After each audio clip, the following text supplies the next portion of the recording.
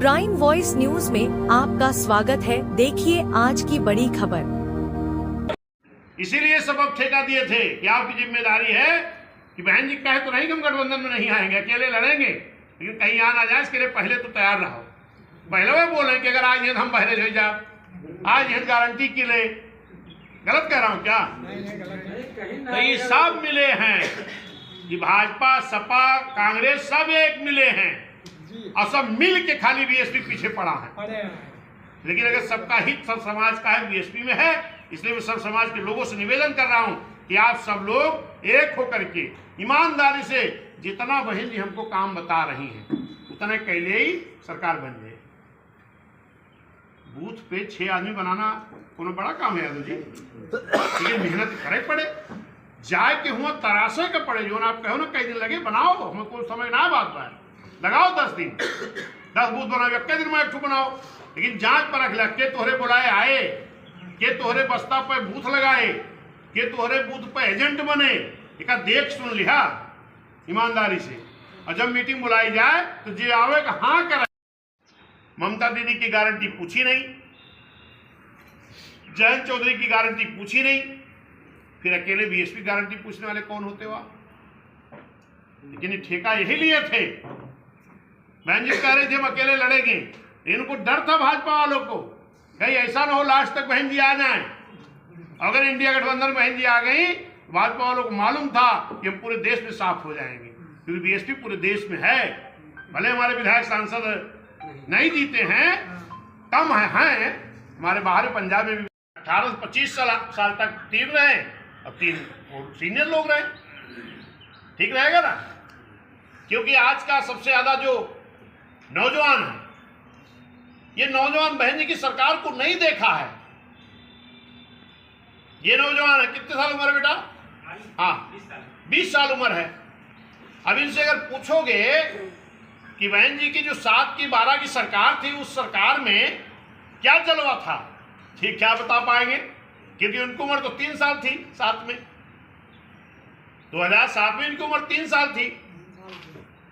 और जब सरकार 12 में चली गई तो इनकी उम्र 8 साल थी, तो 3 साल 8 साल में ये सरकार में अपना जलवा कैसे देख पाते? और आप लोग बता नहीं रहे हो, और ये कमेटी में है नहीं कि आप बुला के भी लाओ, इनको भी किसी पद बना देना आप लोग बातचीत करके। और जो 25 साल का नौजवान है बीच का, उसे भी जोड़ लो। 25 साल की उम्र की भी जो आज हमारा नौजवान तैयार हुआ है, इसकी उम्र 7 में 8 साल थी और 12 में सरकार गई तो 13 साल थी, वो भी नहीं समझ पाया। कितना कष्ट हमारे पुरखों ने झेला है।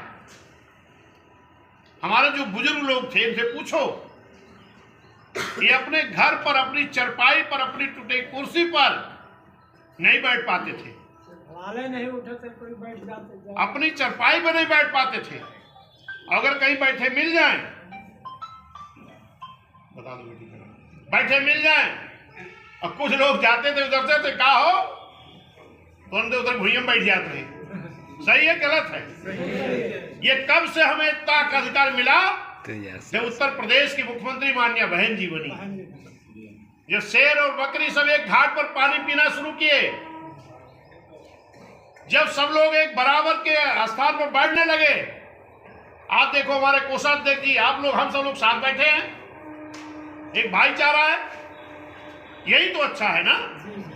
बाबा साहब ने संविधान में भी ये लिख करके गए हैं, इस देश का जो संविधान बाबा साहब ने बनाया है, उन्होंने सभी जाति धर्म समाज के लोगों के लिए बराबर का स्थान दिया है। तो आज की जो भी सरकारें चल रही हैं, अगर ये कहते हैं कि हम बाबा साहब के संविधान को ईमानदारी से लागू करेंगे, तो इनको इस देश में रहने वाले सभी जाति धर्म समाज के लोगों को बराबर का सम्मान देना चाहिए। लेकिन आप ये तो भाईचारा बिगाड़ रहे हैं। आज उत्तर प्रदेश के मुख्यमंत्री क्या बोल रहे हैं? आप तो चुनाव 2080 का होगा। क्या है ये 2080? क्या है मतलब? उनका कहने का मतलब है कि 20% मुस्लिम, 80% हिंदू का होगा। अरे भाई, इसी देश में रहने वाला हिंदू, मुस्लिम, सिख, ईसाई, बौद्ध, फारसी भाई भाई के नारा देके देश की आजादी कराई गई है। जब देश की आजादी के लिए नारा लग रहे थे, खून की होली खेली जा रही थी, तो यही नारा लग रहा था ना हिंदू मुस्लिम सिख ईसाई बौद्ध फारसी भाई भाई।